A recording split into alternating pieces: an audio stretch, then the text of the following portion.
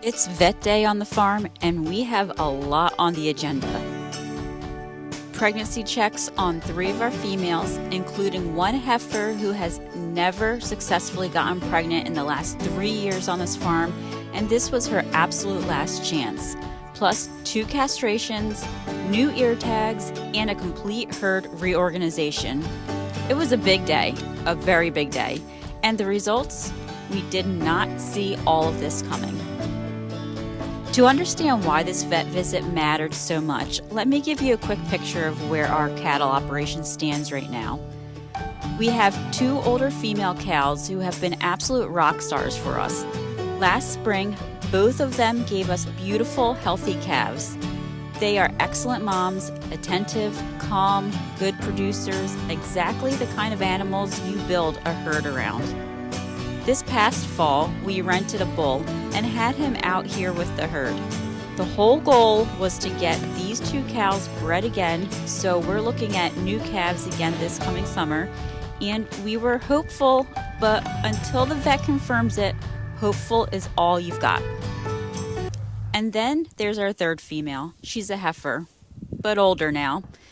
Been with us for about 3 years, a very sweet animal. She's always been sweet, but in the last 3 years, she has never successfully gotten pregnant.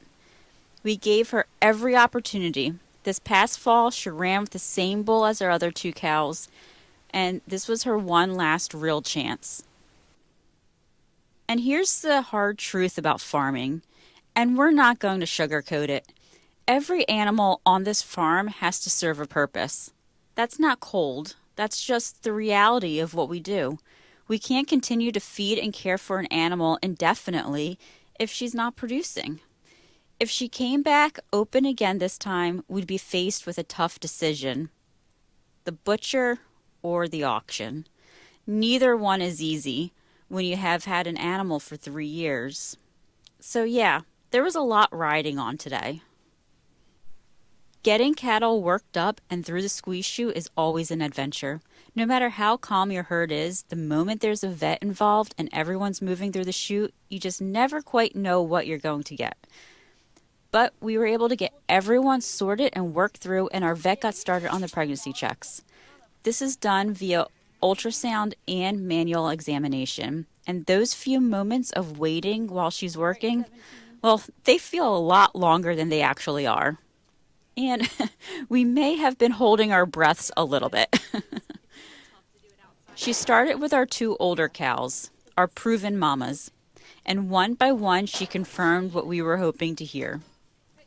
I can just feel like the tip of the skull at the tips of my fingers. I can't get it in the image on the ultrasound. Can feel it moving. So I would say she is about 3.5 months pregnant, based on the size of these placentones. You can't tell the gender, right? No, sometimes you can. They have to be a little bit earlier along, and they have to be in the perfect position. Both cows are confirmed pregnant, due to calve late this summer. We were so excited. We were just thrilled that these 2 had done it again. Late summer calves means we'll be heading into fall with new additions to the herd, which is exactly where we want to be. And then she moved to our heifer, our sweet 3-year girl who has never been successfully pregnant in all the time that she's been here. I'll be honest, we were nervous. We'd made peace with the possibility that this might not go our way. We talked through what we would do if she came back open again. We were as prepared as we can be.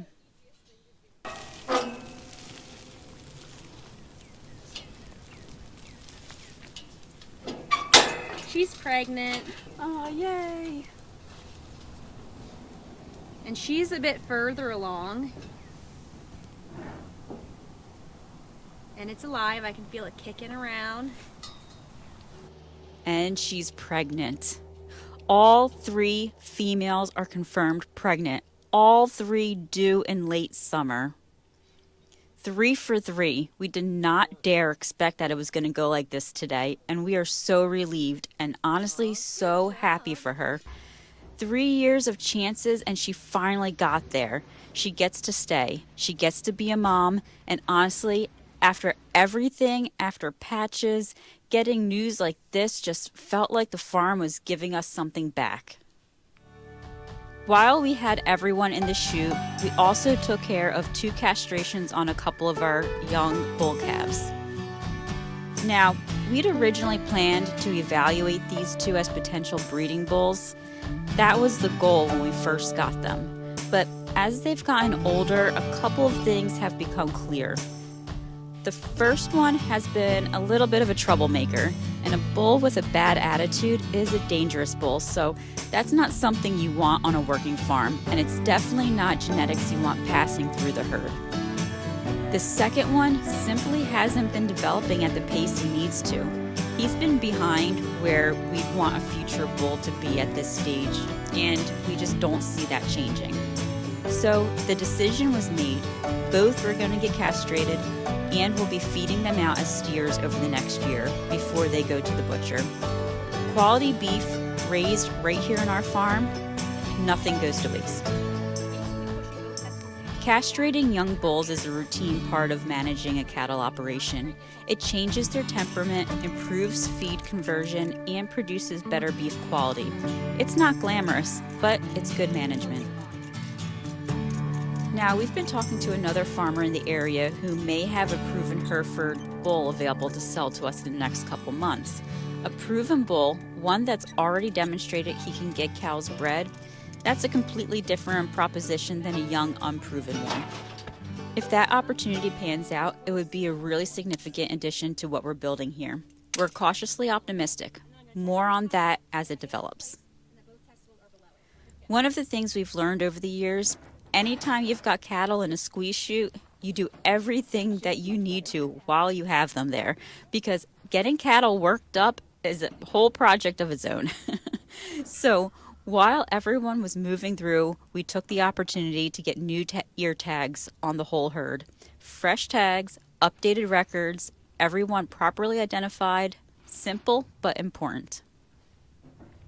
With all the vet work done, we also took the time to completely reorganize how the herd is set up, and it's a configuration we feel really good about. First, we've got 3 cattle moved into a finishing pen. These animals are going to be focused on putting weight on and condition over the next several months, and they'll be heading to the butcher this summer. That pen is designed to support that goal. Second, our 3 young heifer calves, the future of our cow herd, are now in their own dedicated pen with access to one of our fields, and they've got space to grow. Keeping them separate means we can manage their development on their own timeline. And the rest of the herd, our bred cows, the core of the operation, along with our remaining steer, is in our main pen with access to a different field, their own hay ring, good space, and now confirmed pregnancies heading into the summer. It is a setup that makes sense for where everyone is in the stage of their life right now, and it makes our daily management a whole lot more intentional. So, 3 pregnancies confirmed, 2 castrations done, new ear tags, a completely reorganized herd, and the early stages of what could be a really exciting bull opportunity on the horizon. By any measure, this was a productive week, the kind of week that reminds you why you do all of this. If you're raising cattle or thinking about it and have questions about anything we covered today, the pregnancy checks, castrations, how we manage our herd, drop them in the comments. We'd love to talk cattle with this community. And if you're new here and you want to follow along with everything happening at Whitetail Acres, hit subscribe. We've got a big summer of calves coming and you won't want to miss it. Thank you, and we'll see you on the next one.